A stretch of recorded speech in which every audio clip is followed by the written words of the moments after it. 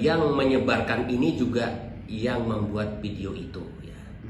Dan ini sangat disesalkan ya, dan bisa dijerat dengan Undang-Undang ITE pasal 27 ayat 1 ya.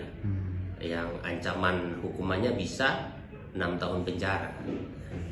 Terkait motifnya dan apapun itu nanti semuanya berproses ya, setelah adanya pemanggilan dari RK maupun yang membuat video ini ya. Nah itu nanti akan menjadi terang ya, dan pasal apa yang disangkakan nanti itu bisa berproses ya. Tapi bagaimanapun ini sudah bisa dijerat dengan pasal 27 ayat 1 Undang-Undang ITE. Bisa dibilang persis seperti kasus sebelumnya nggak sih Bang? Kayak misalkan contohnya waktu itu Gisel gitu Bang, sama persis atau seperti apa gitu Bang? Proses peredarannya sama ya, tapi jelas mungkin motifnya berbeda ya. Kalau Gisel itu sudah jelas dia tidak bermaksud menyebarkan, tapi memang handphonenya hilang ya, seperti itu. Dan itu juga yang akan menjadi pertimbangan penyidik ya. Tapi RK ini sudah jelas ya, RK sendiri bukan pembuatnya ya. Dan bisa saya nyatakan bahwa RK ini korban ya. Dan saya yakin dia tidak akan terjerat pidananya. Berarti ada perbedaan sedikit gitu Bang dengan kasus yang Gisel itu Bang. Kalau kasus Gisel kan Gisel disangkakan karena dia pembuat konten tersebut gitu Bang ya. Oh iya, jelas ya. Mungkin kalau teman-teman yang melihat videonya jelas sekali beda ya gitu dengan video, karena bagaimanapun biasanya pihak yang membuat itu sama-sama tahu ya. Tapi kalau RK kan tidak ya. Ya enggak? Karena bisa aja pada saat pembuatan itu RK tidak tahu kalau dia itu lagi direkam gitu, dan itu sangat bahaya. Dan ini bisa dijerat pasal berlapis, apalagi ada isu katanya ini disebar untuk melakukan semacam tindakan ya, bisa dikatakan seperti itu ya, diduga pemerasan atau dan sebagainya. Ada motif lain intinya. Berarti untuk dijadikan tersangka si RK ini sendiri jauh lah Bang ya maksudnya. Sangat tipis, dan bisa jadi dia memang korban. Makanya saya berpesan buat RK sebaiknya dia segera membuat klarifikasi ya terkait hal ini ya. Apapun itu hadapi ya, tidak perlu malu ya, karena bagaimanapun menyangkut nama baik keluarganya. Tapi kan juga beberapa sudah ada yang melaporkan gitu Bang atas ke pihak berwajib gitu soal si RK ini, apakah itu pantas atau seperti Nah inilah yang sangat saya sayangkan ya. Harusnya yang dilaporkan itu adalah pemilik akun ya, yang di Twitter atau yang di manapun itu, intinya yang menyebarluaskan pertama kali, karena dari situlah nanti ditemukan siapa pembuatnya. Itu yang harusnya dijerat, bukannya RK yang dilaporkan. RK itu justru korban, kenapa dia harus dilaporkan? Ya memang dalam video itu ada dia gitu, tapi kan bukan dengan serta-merta gitu loh. Apalagi dia punya motif buat membuat dan menyebarkan, nggak ada itu kalau saya lihat ya. Seharusnya memang akun penyebar yang utama ya Bang? Harusnya akunnya gitu loh. Dan saya harap pihak kepolisian pun bisa menjelaskan ini ke yang membuat laporan ya. Jadi bukan RK yang dilaporkan, harusnya akunnya yang menyebarluaskan, karena sudah jelas dalam Undang-Undang ITE pasal 27 ayat 1 ya, dengan sengaja dan tanpa hak ya mendistribusikan, mentransmisikan dan atau membuat ya dokumen elektronik yang mengandung kesusilaan. Udah jelas itu gitu loh. Jadi harus cari siapa yang membuat, siapa yang menyebarkan ya, bukan siapa aktor yang ada di dalam video. Itu jelas-jelas sangat disayangkan. Tapi kan sudah dilaporkan, apakah tetap prosesnya tetap akan berjalan atau seperti apa gitu Bang untuk pelaporan atas nama RK-nya sendiri? Ya mungkin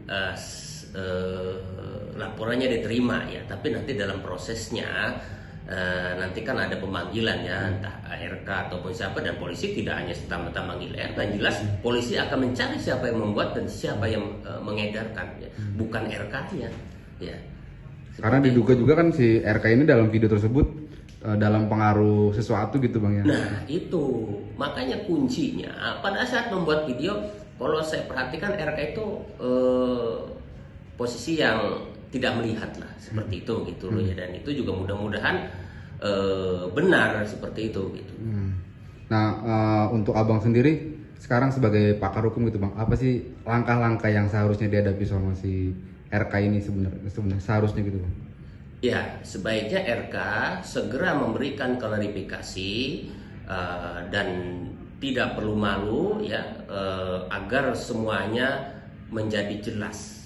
Karena walaupun dia sembunyi dan atau bagaimanapun tetap ujungnya akan ke sana, tapi akan lebih cepat lebih baik buat meluruskan kesimpang siuran yang ada di masyarakat ini. Sebenarnya pada saat dia diambil videonya itu sadar nggak sih gitu loh, dia tahu nggak sih gitu loh, seperti itu. Dan itu kalau memang dia ternyata tidak tahu atau tidak melihat, itu udah telak gitu ya, berarti kalau yang membuat adalah si pasangannya itu.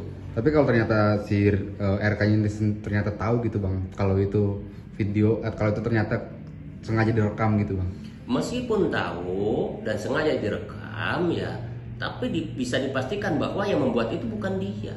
Kan sudah kelihatan ya, bahwa itu yang jelas pasti ada di tangan si pasangannya itu tuh handphone ya. Dia bukan membuat, apalagi dia yang menyebarluaskan, nggak mungkin gitu loh. Kalau dia sampai menyebarluaskan itu gitu loh. Tapi kan di video tersebut kan terdapat dirinya gitu bang, itu kan maksudnya bisa terjerat sangkaan juga atau gimana bang? Bisa terjadi tersangka juga tuh, walaupun tipis gitu bang ya. Tidak ada dalam pasal manapun ya sosok yang ada di dalam video itu apa istilahnya dikenakan pidana. Yang dijerat pidana itu adalah pelaku penyebarluasan terkait video tersebut, pembuat, dan mungkin dalam pasal lain itu ada istilahnya mengimpor segala macam itu terkait mungkin video-video yang seperti itulah ya. Jadi tidak ada gitu loh objek yang divideokan itu jadikan tersangka, enggak, bisa jadi korban gitu loh. Bagaimana kalau misalnya seorang diperkosa divideokan gitu ada dia terus dia akan jadi tersangka? Kan tidak gitu loh, seperti itu. Jadi nggak ngaruh ya walaupun ada persetujuan dari keduanya gitu bang di dalam video tersebut? Nggak ada gitu loh, seperti itu. Dan bisa aja itu dia misalnya ada video yang dibuat itu untuk momen dan dia disebarluaskan, tapi faktanya bila disebarluaskan, nah itulah yang terjadi gitu loh. Saya pikir kan hal seperti itu bukan yang dialami sama RK, mungkin yang tidak terekspos pun banyak kan gitu loh. Yang sekarang justru ya jeratan hukum tuh ada pada yang menyebarkan, nanti tahu siapa yang membuat dan motifnya apa gitu loh. Apalagi kalau ada motif-motif tertentu dari yang menyebarluaskan itu gitu sebagai bentuk pemerasan, dan itu bisa dikenakan pasal berlapis. Nah kan akibat viral video tersebut kan imbasnya ke sosial medianya si RK juga nih bang, banyak hujatan-hujatan datang ke orang itu bang. Nah itu seperti apa bang? Nah itulah kewajiban kita yang paham akan masalah hukum ya untuk menjelaskan sejelas-jelasnya ya terkait masalah ini ya. Kita harus bisa membedakan mana korban dan mana pelaku, karena dari setiap dalam delik pidana itu ada korban ada pelaku gitu loh. Tidak kedua-duanya pelaku ya, apalagi dalam case seperti ini ya, seperti itu. Jadi bisakah si RK sendiri ini nanti akan melaporkan akun-akun yang ternyata menyudutkan dia atau menghujat si RK-nya sendiri gitu bang di sosial media? Sangat mungkin, makanya saya bilang RK segera keluar memberikan klarifikasi dan bila perlu memberikan laporan, dan bila perlu pelindungan kita bisa siapkan seperti itu gitu loh.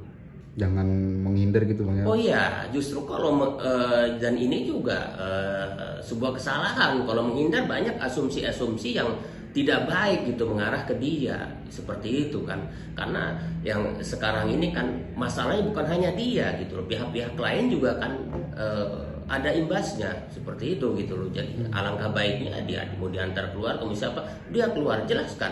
karena bagaimanapun lambat laun dia harus menjelaskan masalah ini, apalagi sudah menjadi konsumsi publik. Mungkin terakhir Bang, pesan untuk polisi terkait kasus ini seperti apa Bang untuk dalam hal penyidikannya Bang?